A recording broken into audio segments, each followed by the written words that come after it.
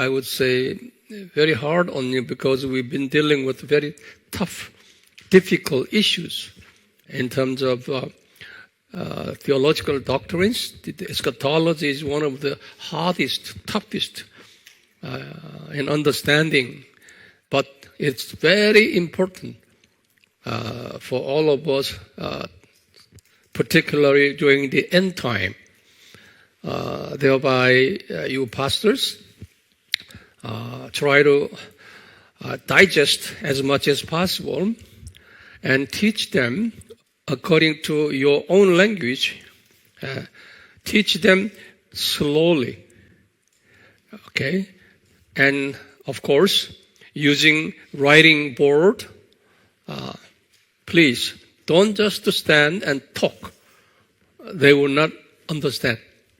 As if they understand, but actually they will not. Therefore, as I speak slowly, so you do so. Just speak slowly, step by step. And repeat. Don't forget that repeat. And review it again. Now here, lesson 5 is continuation from lesson 4. Lesson 4 was, what was early church Christians' hope? Okay? Early church. Now, when we talk about early church, what is early church? What is early church? We studied already. Early church means here BC 4 and AD 30. This period, it's what? First coming. First coming. From this period up until when? 590.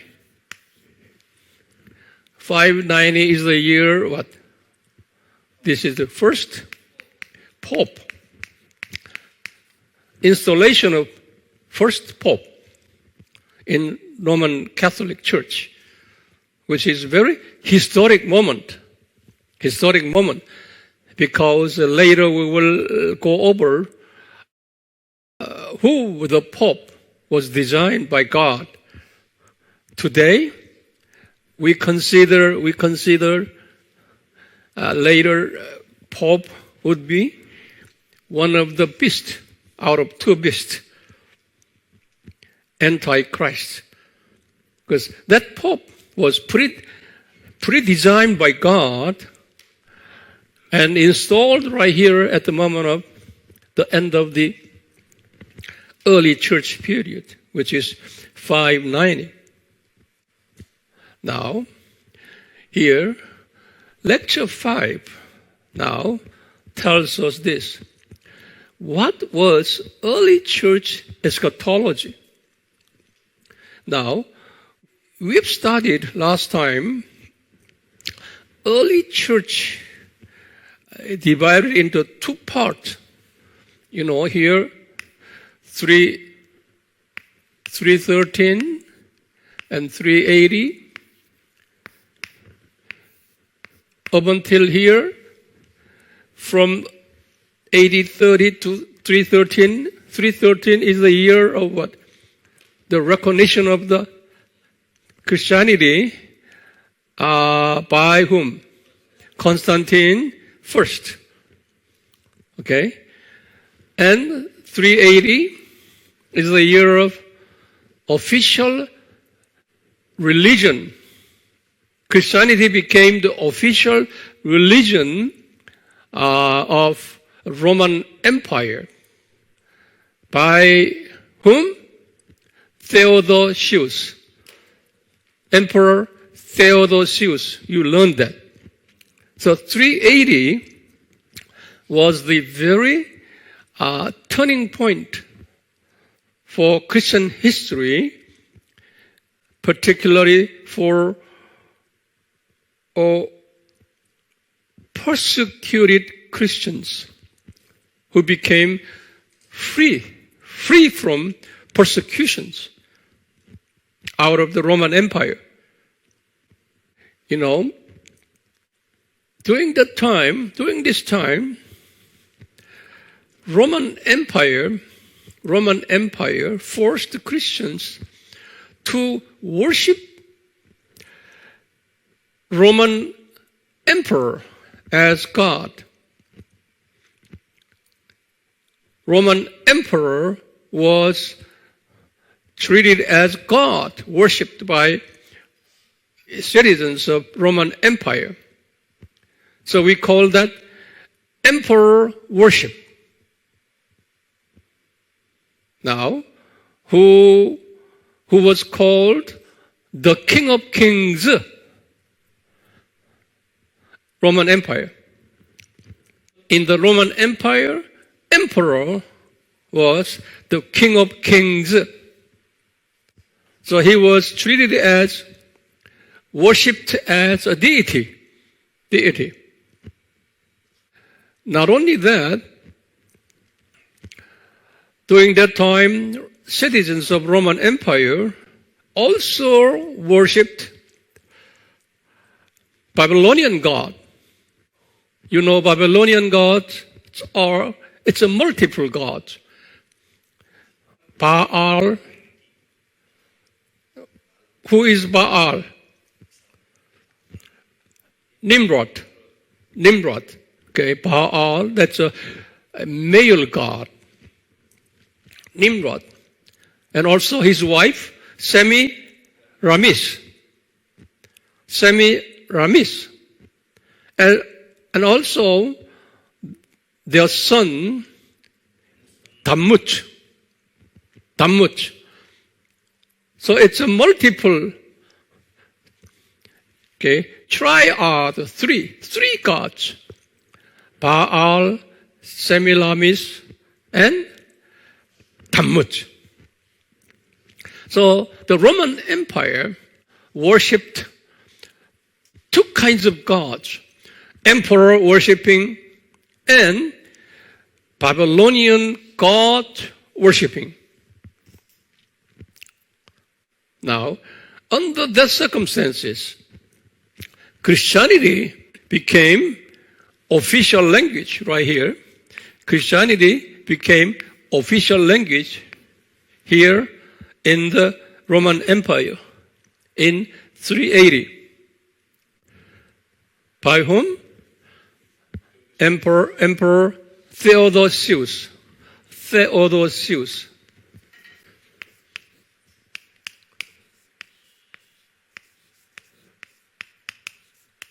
Theodosius. Okay? 313. What is the name of that? Constantine.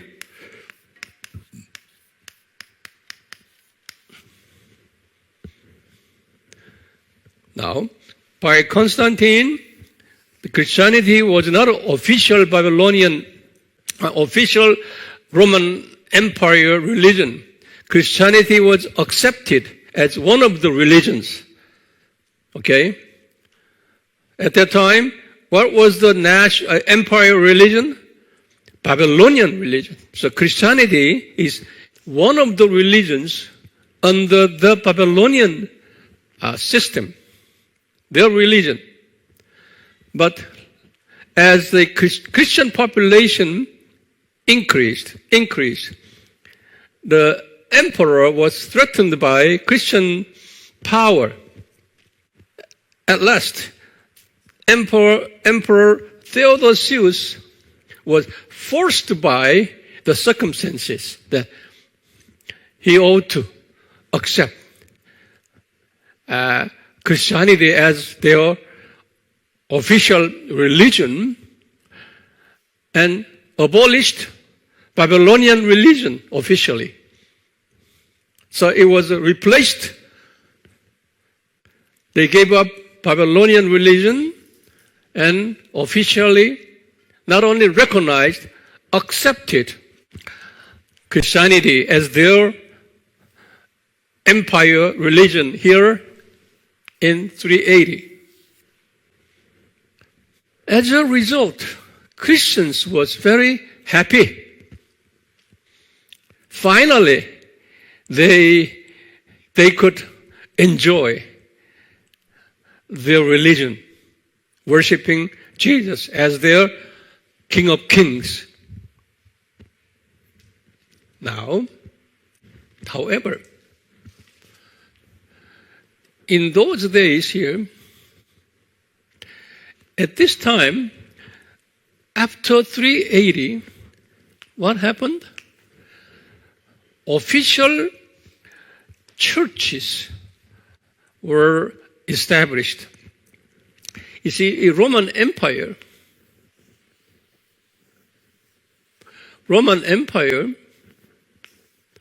as I told you before, this is Italy, Greece, Turkey, and Jerusalem and Egypt, all these Roman Empire. Okay. Now, upon the official recognition of Christianity, and in the Rome, they established a church. It's called Roman Catholic Church. So this is a Roman Catholic Church. They installed the Roman Catholic Church. And here in Greece, in today's Istanbul, at that time was Constantinople. They got the name is Constantine. Okay, there's Constantinople, today's Istanbul. They established a Greek Orthodox Church. Greek Orthodox Church. And also here in Syria, there is Antioch. This is Antioch, Syria. They created Syrian Orthodox Church.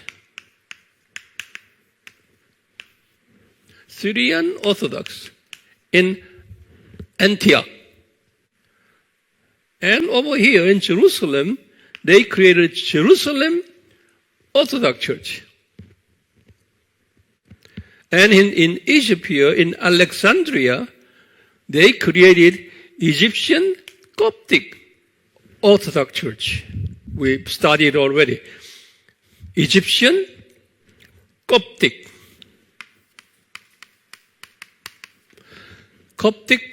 Orthodox Church. Okay. So how many churches did they establish? 1, 2, 3, 4, 5.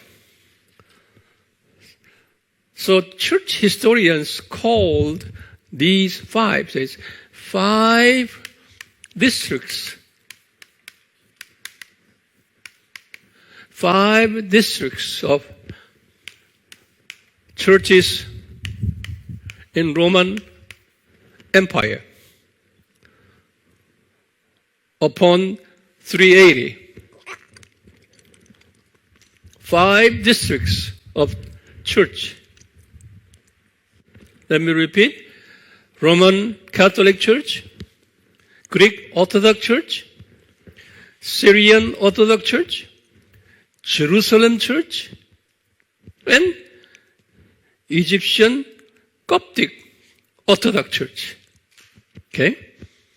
You teach them to your people by way of drawing this brief map. Without the map, difficult for understanding. Got it? Now, in these 5 churches, as usual, 2 kinds of Christians mixed within those 5 churches. 2 kinds of Christians. First kind is what? First kind we call Sunday Christians.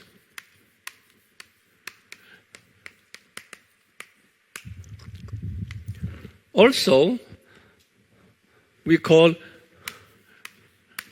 nominal Christians. The same expression, nominal Christians. Or we call baby Christians. This is same meaning, okay, expressed in three ways. Sunday Christians, nominal Christians. Nominal means what? Only they have a name, Christian name. I'm a Christian. That's it. Okay? That's we call nominal Christians. And baby Christians. These people, although they have changed their religion to Christianity, their daily religion practices remain the same as before. In other words, these people they worshipped emperor.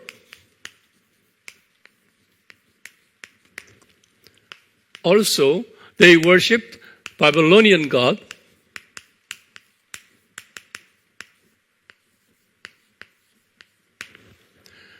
And they worship Jesus as their king as well,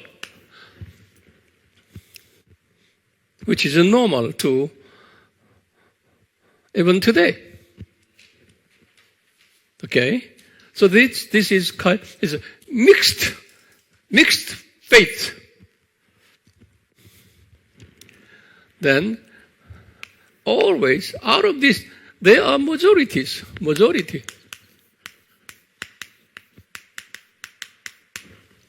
Majority Christians.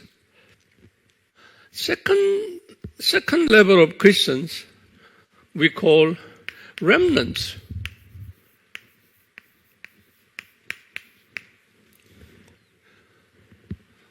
Or committed Christians. Or we call disciples.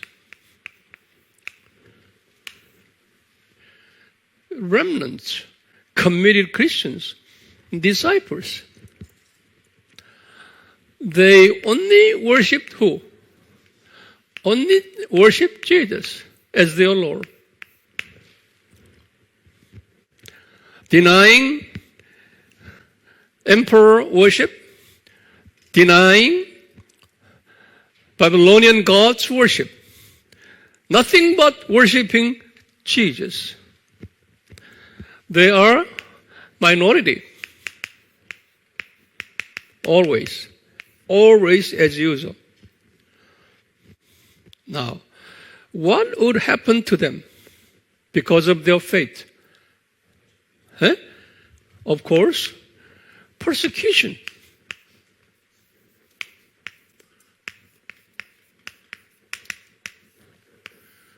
Persecution. Now, persecution by whom? Persecution by, here, Roman Empire, emperor. And persecution by whom? Fellow Christians. They were hated by Roman emperor. They are hated by fellow Christians, these baby Christians.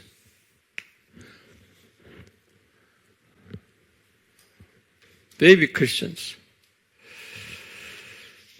Then, let me ask you, what would be their hope? These people, there means these people. What would be their hope? Their hope at that time They're hoping Jesus will come. Jesus will come. Jesus will come.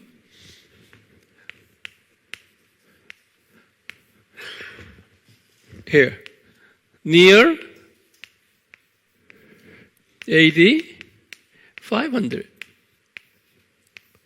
That was their hope. Jesus, please come back. That was their hope and belief that near plus and minus 500. Okay? These Christians, I'm saying that these Christians belong to where? There are, here in the 5 churches, there are 2 kinds of Christians here. 2 kinds of Christians here. 2 kinds of Christians here. 2 kinds. So those remnant Christians' hope and their prayer was very simple. Lord Jesus, please come. Please come. And not only you're returning, and please establish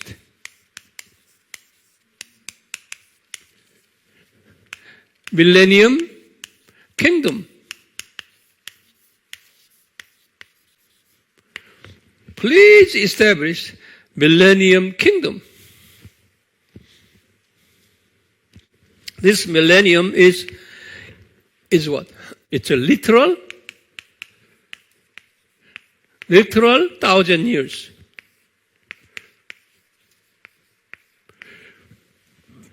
Literal 1,000 years. This here, when you come, okay, in this way, as you promised Jesus, as you promised Jesus, in the millennium kingdom, you, Jesus, you will be King of Kings.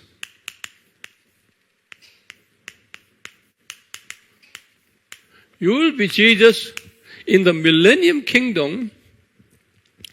You will be King of Kings. Then, Jesus, we will be kings. We will be kings. It's over here, Revelation chapter 20, verse 4. Revelation chapter 20, verse 4. They quoted that particular reference. We will be kings. Not only that, after millennium kingdom, there will be a new heavens and earth. New heavens and earth. In the new heavens and earth, we will be serving Jesus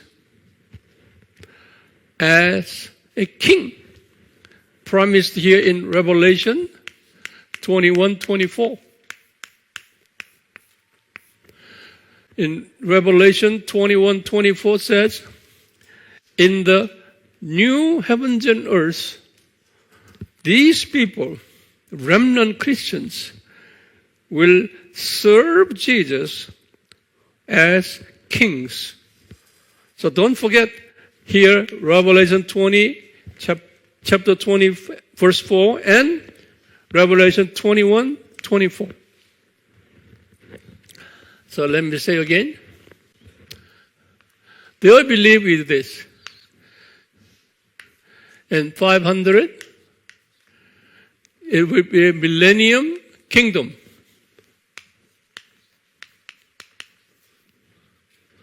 Okay? In this millennium kingdom, who will be a king? King of kings? Jesus will be King of Kings right here. Okay? Is 1 Timothy 6:15 said, Jesus is King of Kings. 1 Timothy 6:15. So Jesus, during the millennium kingdom, Jesus will be, I'm sorry, not here. After 500, it will be a millennium kingdom. Then, Jesus will be King of Kings. The Bible says 1 Timothy 6:15. 1 Timothy 6:15 and Revelation 17:14.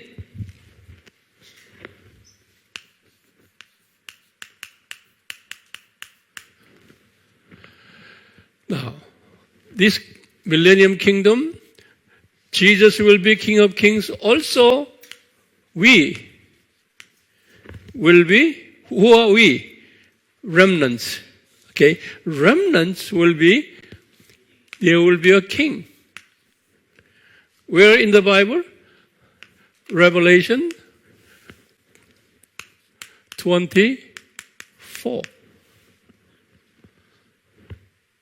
Okay? After millennium kingdom, there will be a new heavens and earth. New heavens and earth. Also, Jesus will be Jesus, King of Kings, and we will be king. Here, Revelation 21:24. It's a little complicated here.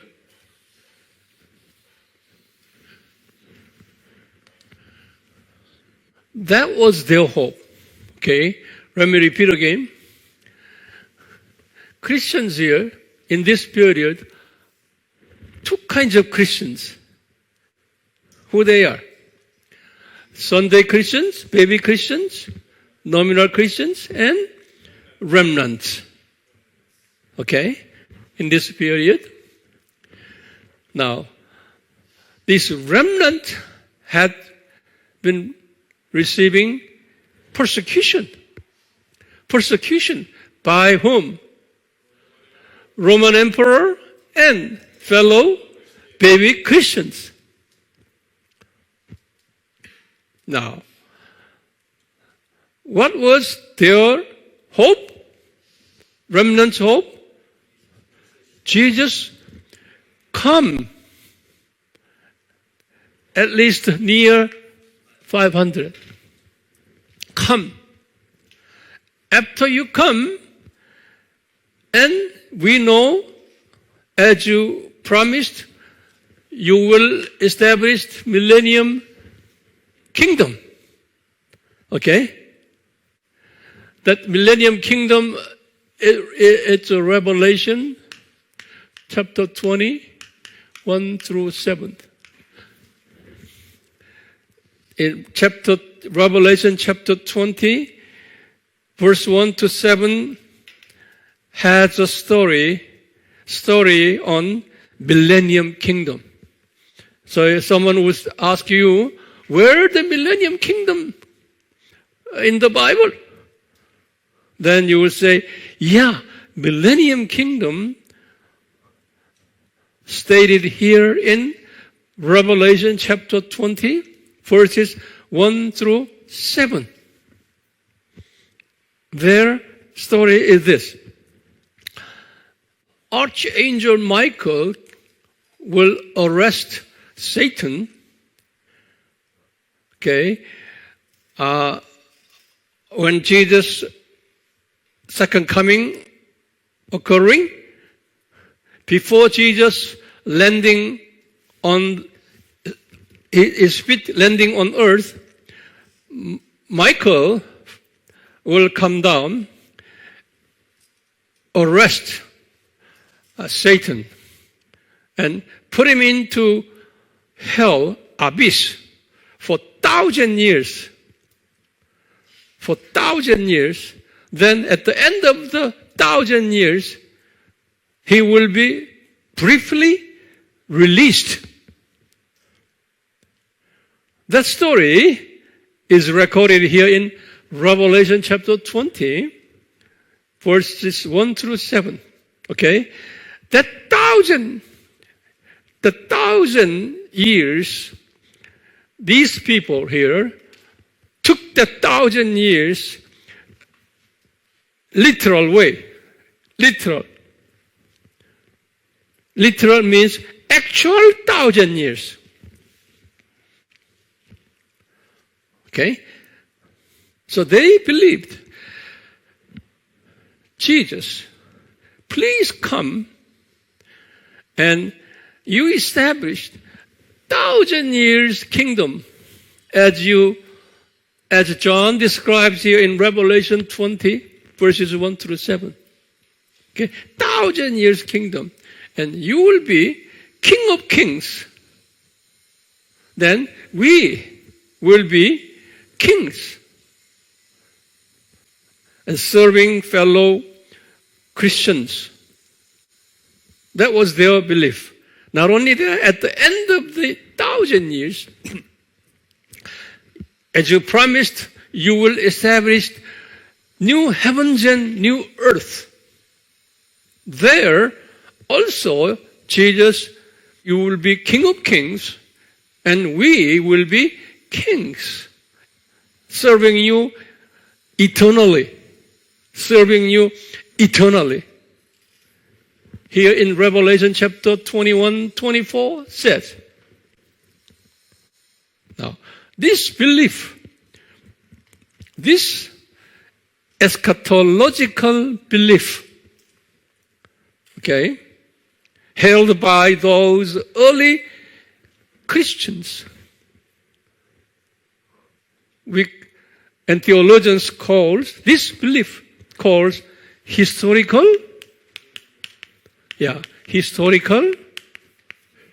premillennialism.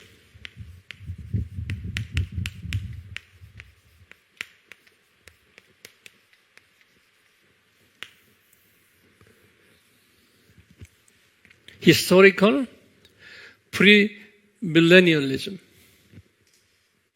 Okay? Yeah. Is it clear? Yeah. Now, let's have a break. And I want to continue more. So don't forget this. It's a simple idea, but it has a historical sense. Okay? Simple idea. So now, I'm challenging all of you. You memorize this historical process. Okay, happened during the first 500 years time, which we call early church period. May God bless you. Amen. Amen.